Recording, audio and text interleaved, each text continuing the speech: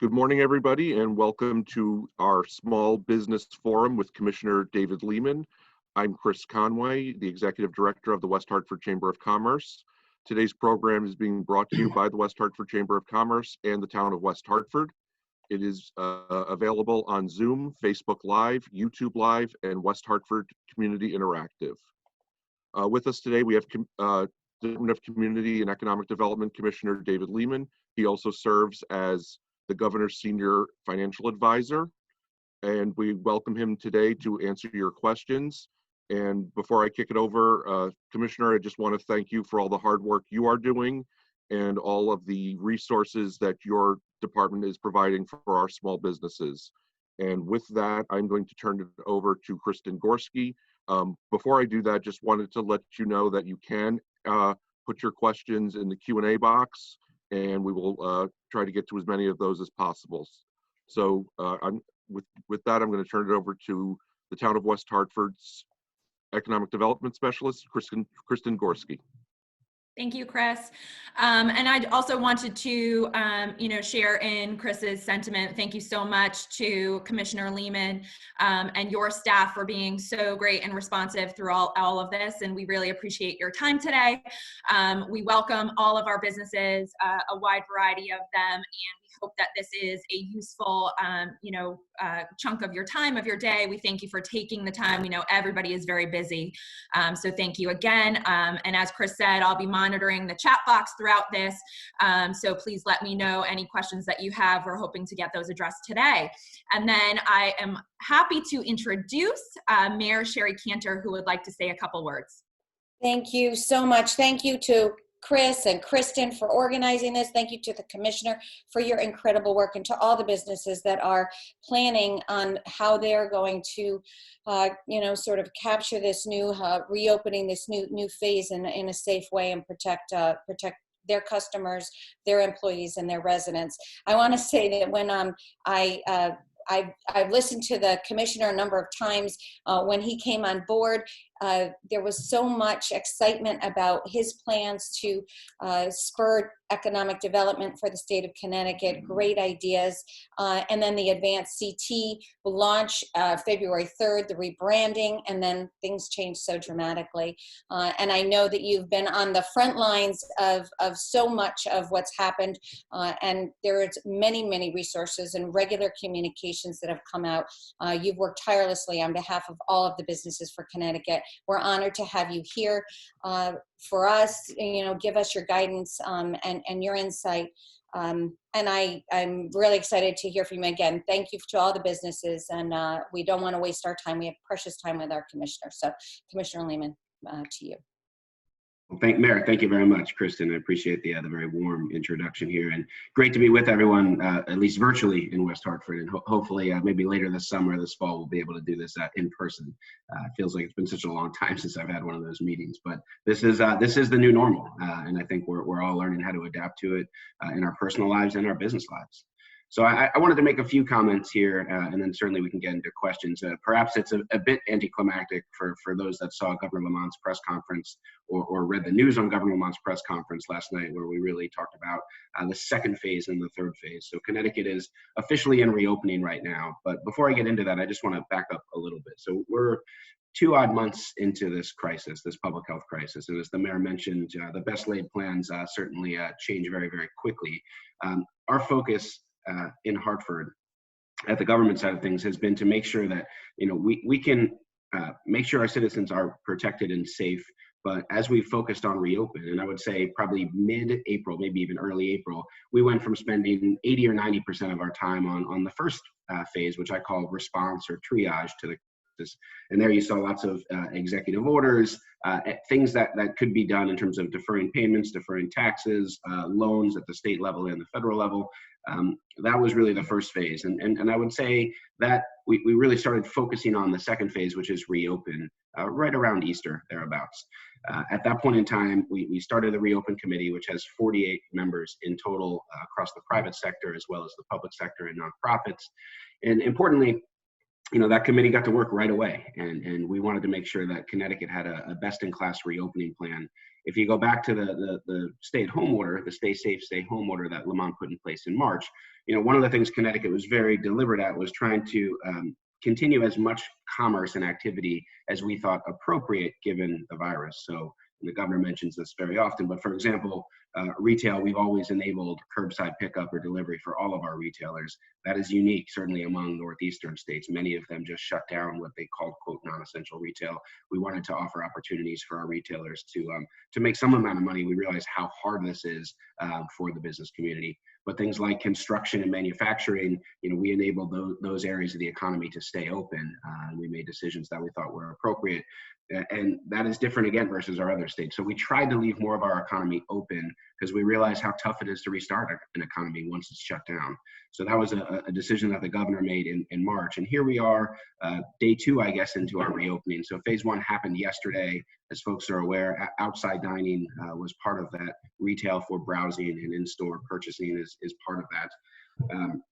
As well as outdoor recreation and a number of other things. So that is the initial phase. And the governor uses the term baby steps. We think it's really important to restart our economy, but it's important that we do it gradually and slowly because confidence is so important. We've done a lot of surveying of Connecticut residents trying to understand their willingness to go to a restaurant, their willingness to go to a hair salon. And what we see is a significant portion of the population is still reluctant. And we think that will change as and when more time passes and consumers see the new behavior at shops, at restaurants, where masks, hygiene, social distancing, plexiglass, we've all seen it in the grocery stores. And that's an analog I like to use because grocery stores from that last week in March or the second to last week in March versus where they are today, we've all seen that transition where they've become experts at kind of the new normal and keeping everyone safe, employees as well as customers. So, the governor wanted to have that first phase. And one of the things I do think it's important to mention here that we're really trying to strike the right balance is what I call the East versus West divide here, which is, our reopen plans are very consistent with our Eastern neighbors. So if you look at what we did yesterday and what we're going to do in phase 2, we're very similar to Rhode Island and Massachusetts from a timing perspective. We're ahead of Massachusetts right now in terms of what we've enabled, but very similar to Rhode Island. But if you look to the West, New York and New Jersey in particular, given the density of virus there, they are going to be doing things a lot more slowly than Connecticut. And we talk a lot about what does that mean for the western part of the state? Do you have people coming up from New York City to get haircuts, to go to restaurants? And from an economic perspective, obviously that sounds great, but from an epidemiological perspective, we get concerned when we talk about that flow of people from a virus spread perspective. So we could talk more about that in Q&A, but I think that's going to be a key as we go into phase 2 and phase 3 is what is the right balance given the density of virus and how our western neighbors are thinking about it in the western part of the state versus the eastern part of the state. Shifting to phase 2, which was announced yesterday. So phase 2, a significant portion of our economy, I want to say it's close to 15 or 20% of GDP will be open. So that is restaurants for inside dining, lodging, all gyms, fitness clubs, indoor, as well as the outdoor ones, which we're enabling right now. All personal services. So we've gotten a lot of questions on this. I think, Kristen, you may have forwarded me a couple. So haircuts are going to be allowed on June 1st. Other personal services, so everything from tattoos, spa services, waxing, piercings, all of that will be allowed on June 20th. Some states have bifurcated that or even trifurcated into 3 different phases. We went with haircuts first. There was a lot of debate. We can talk about that here too on haircuts and the timing of that, but all personal services will be open on June 20th. In addition to that, movie theaters, bowling alleys, outdoor amusement parks, what I would say is most of what was closed in the stay-at-home order in March will be opened in June with a few exceptions. The exceptions in phase 3 are bars, large indoor spaces for venues and events. There's still a lot of focus, in particular inside, on lots of people congregating and what that means in terms of the risk or the potential risk of the virus. So that's really what's been held out, but we're going to open really the balance of the economy on June 20th. But it's going to be subject to very strict protocols and rules like what we've seen for restaurants and retail. And we're going to roll those out. We're going to try to do that by the end of the first week in June. So one of the big work streams we're doing right now is for these phase 2 businesses in particular, what are the rules going to be? And we're going to work with employers and employees to develop best practices. We're obviously look to other states on how they've done this in other countries. So that's a big work stream that's happening at DECD right now. One other thing I want to point out in addition to this east-west divide, when we look at other states versus Connecticut on the reopen plan, is the timing between phases. So many states had 2 weeks, some had 3 weeks. Massachusetts just announced 3 weeks on Monday. We do have 4 weeks between phases, and we've spent a lot of time on this. We think it's right because the concern is if you only have 2 or 3 weeks between phases, how this virus transmits, the incubation period of the virus, when you're going to get what the epidemiologists call signal, when you're going to see if there's increased transmission. We think that's really tough to do in 2 or 3 weeks. And as we saw in March, when the genie gets out of the bottle here, so to speak, you really can't put it back anytime soon. And we do not want to go back into a lockdown or a quasi-lockdown. So we think it's smart to have 4 weeks or at least 4 weeks between our phases, especially as we start to encourage more activity here in phase 1 and then going from phase 2 to phase 3. There's certainly some thought that there could be less transmission over the summer as you have a hotter environment. We just don't know is the answer. So we really want to make sure that we can measure the increased transmission when it happens. We realize some of that's going to happen as more people are going to be doing activity. There's going to be more interaction. So I did want to address that because if you look at Massachusetts, for example, again, they have 3 phases to their plan and their last phase ends June 29th at this point in time. Our second phase will basically be June 20th. Now, most of what they're allowing on June 8th or June 29th, we're allowing on June 20th and then some, but the phasing timing is really important to us. Just a couple things, and I'm just thinking back to the questions, Kristen, that you sent me. We've had a lot of questions around PPP loans and rehiring folks to get the forgiveness on PPP. So just to step back, so Connecticut's almost 60,000 Connecticut businesses of the roughly 100,000 that we think are eligible have gotten PPP loans. There's still a little less than $100 billion of availability. So for those that haven't gotten PPP loans, we would encourage it. We think it's a really great product and certainly a significant amount of money is coming into the state. The average loan size for those PPP loans in Connecticut's roughly 125 or 130,000, I believe, currently. But the question, so many are probably familiar, but maybe for those that are not, 75% of that loan needs to go towards payroll and qualified payroll expenses for the loan to be forgiven and become a grant. So you need to rehire your workforce to do that.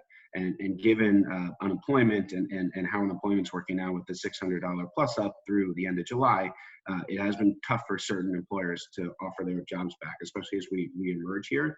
The way the unemployment rules work on that right now is if someone is offered a qualified job or a job that's appropriate for them, they're not over 65, for example, we're telling them to stay home.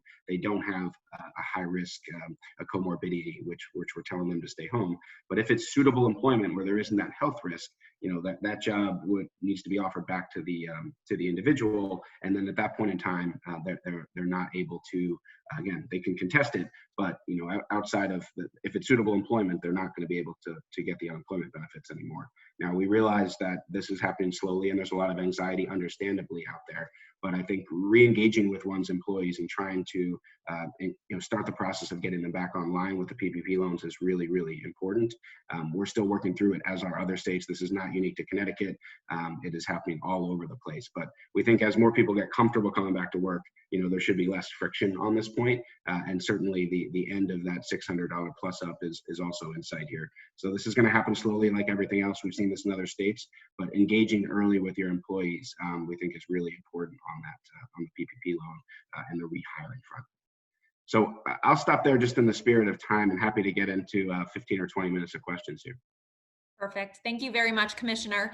So if you could just touch on, and that was a really great explanation as it pertains to unemployment with the PPP loan. Could you just touch on and give some advice in terms of what employers should do if they still are continuing to have challenges with actually attempting to rehire those employees and them just declining? So what track should they go down if that happens? Well, my understanding, and I'm not a labor expert here, but my understanding is there is a process at the Department of Labor if employers are going to contest unemployment claims because they've offered, again, suitable work. I'm using very specific words because this is my understanding. There's a process and an adjudication process. But if it's suitable work that doesn't pose an unreasonable health risk to the individual, then they can go and contest the claim with the Department of Labor. we all know our Department of Labor, like every other Department of Labor, is backed up. So that could take some time, and there is a process there that needs to happen. So I don't believe that can happen quickly based on everything I know, but I would reach out to the Department of Labor, and the process to get that started is to contest the unemployment claims because you feel that you've offered that work back to the employee. Perfect, thank you. And then can you just touch on the status of the state bridge loans? Sure. So the bridge loan program, there's been 2 tranches of funding that have happened or in the process of happening. We worked with, so stepping back, we initially were going to do 25 million of these bridge loans. We saw, I think, 300 million or 250 million in potential demand.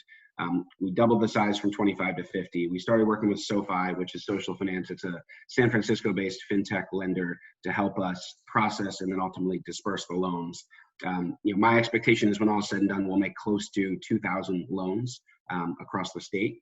The interesting thing with this process and why we worked with SoFi, we didn't feel that the manual process that the state has historically had just wouldn't put the money out as quickly as possible. So the first tranche was paid out, approvals were notified right around May 1, or that second week in May. And then I believe that first tranche was dispersed last week, or started to be dispersed last week. The one thing we're encountering with the bridge loans at the state level is we're doing these in waves. It's not being done 1 or 2 at a time. So there was a big first wave. I think there was 800 or 900 loans that were made. The second wave is happening right now because we're basically doing this in a process where there's a form document and we're trying to use as much technology and automation as possible. We expect everything to be wrapped up by the end of this month in terms of all the monies that go out. And then we'll make a determination. Do we do another round of this or do we not? What we found, interestingly, is with the PPP program, where there's been $6.7 billion into the state across these almost 60,000 businesses. And on the emergency loan front for SBA, Connecticut actually is the second, and I don't think the governor mentioned this yesterday, Connecticut has the second highest emergency SBA loans per capita, only to California. So what that means is 400 million in loans across, I think it was 13, I forget the exact number of businesses, but per capita, we were second in that regard. I think it was 30,000 businesses, a little over 30,000 businesses got these loans, and those are low interest, they're non-forgivable loans. But what we found with the state bridge loan is I think over 2/3 of the people that applied for the state loan also applied for PPP and potentially got PPP. So we've actually seen folks decline the state loans, which we didn't expect initially. This just goes to show you how quickly stuff changes from end of March to now, where the federal resources, again, we're talking about 50 million at the state level. Obviously the federal checkbook is much bigger, but between, I think when all said and done, between PPP and the EIDL program, there'll be close to $8.5 billion from the federal government into Connecticut small businesses. That is a crazy amount. Excellent, thank you. So I know that you had touched upon the second phase of reopening, specifically the question that I had sent regarding med spas and those types of salons. So the question is for businesses who understand that they cannot reopen, who are finding like businesses who are trying to push to reopen or advertising that they're reopening in advance of when they can. Are there repercussions for those businesses that are opening in advance? Yeah, there are, and we've gotten a lot of questions on this, in particular around personal services. So there is an enforcement mechanism in place, which starts off, and the governor detailed this a little bit yesterday. The enforcement mechanism is initially we're going to be warning businesses and educating if they're open or if they're not following the rules and safety protocols. They should be told that they either can't be open or they need to follow those protocols.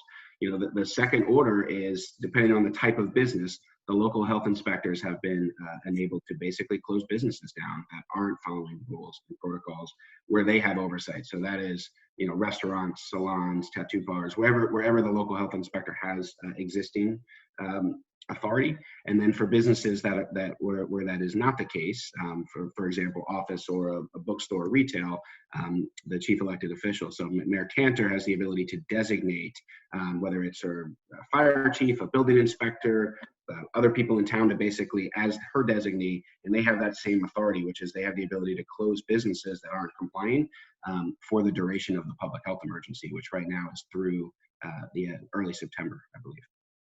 Great, thank you. Again, sorry, just on that point, we don't. When I say that, we don't want to do that, right? We understand how hard this has been on business. We want people to come back, but we can't have folks doing stuff that's unsafe or against the executive order. So we hope that there's a lot of warnings or no warnings given out, and that's the end of it.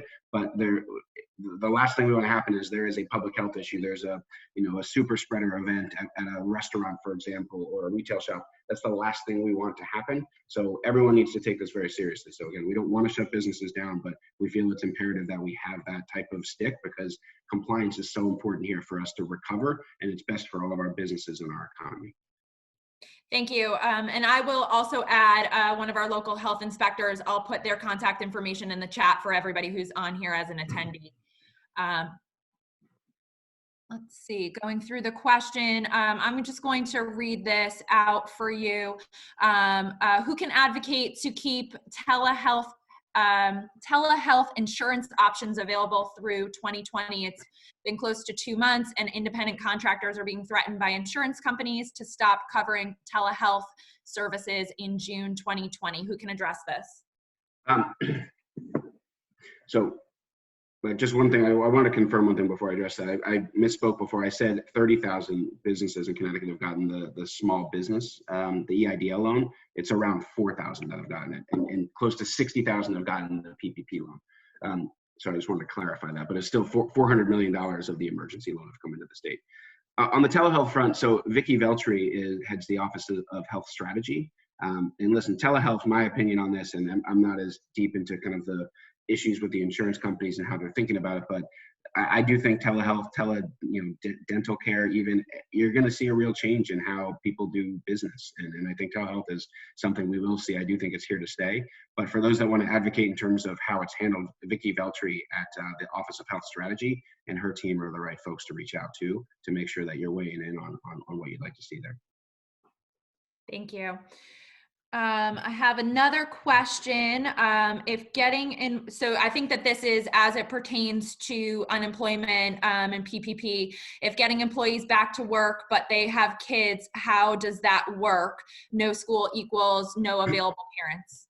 Yeah, so this is a really challenging one, and we've gotten this feedback and heard it in a lot of areas. So where there is, one of the interesting things that's come out in the CARES Act is there is family leave that is afforded to individuals where there is a child that's home that typically would be in school.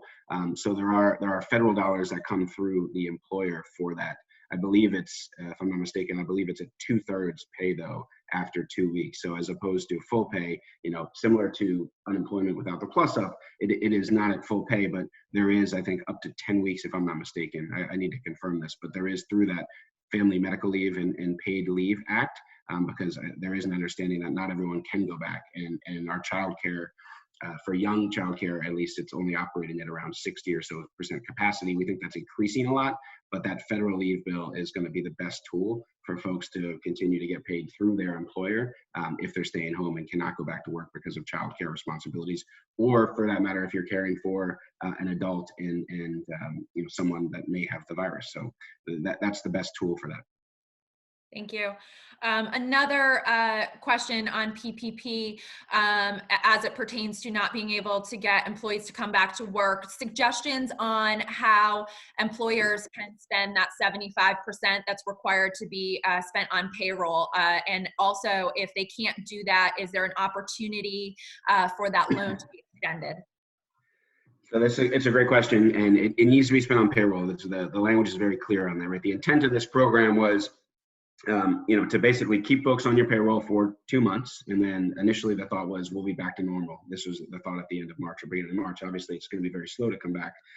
So it needs to be spent on payroll. And this was thought to be in lieu of unemployment. So all of a sudden, when that 2-month period is over, when the virus is over, you can kind of get right back to where we were.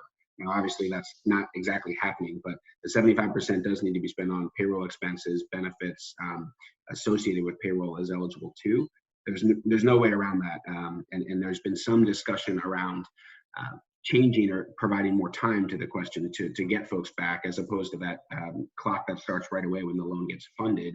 But no change has been made at this point in time from DC on that regard. So as soon as folks have gotten funded, trying to get folks back on the payroll ASAP is really, really important. Otherwise, the loan isn't forgiven and needs to be repaid. It's a 1% interest rate, but repaying a $100,000 loan versus a $100,000 grant, obviously that's very, very different. Thank you. So the last question that I see, and if anybody else has any other questions, please enter them. I think we have about 5 more minutes before the commissioner has to jump off. So it's been very challenging, obviously, from a financial perspective for small businesses, and there's a lot of loan and opportunities out there that people have been jumping on.